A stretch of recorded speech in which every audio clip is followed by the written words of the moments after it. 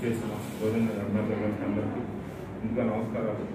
దీంట్లో ఈ టాస్క్ ఫోర్స్లో తీసుకున్న నిర్ణయం మేరకు రేపటి నుంచి 12 నుంచి నెక్స్ట్ డే 6th వరకు మార్నింగ్ 6 వరకు లాక్డౌన్ కఠినంగా అమలు చేయబడుతుంది.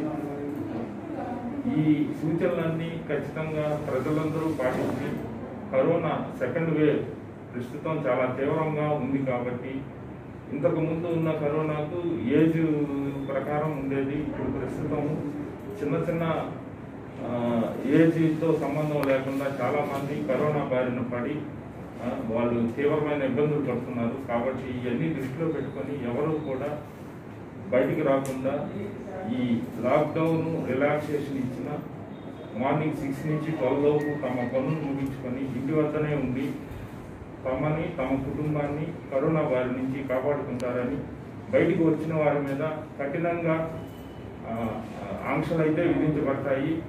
వాళ్ళని ఫైన్ ఇంపోజ్ చేయడము ప్లస్ కేసులు రిజిస్టర్ చేయడం కూడా జరుగుతుంది. కాబట్టి ఇవన్నీ దృష్టిలో పెట్టుకొని ఇవన్నీ నిబంధనలు పాటిస్తారని ఈ సందర్భంగా కోరుతున్నాను. Thank you.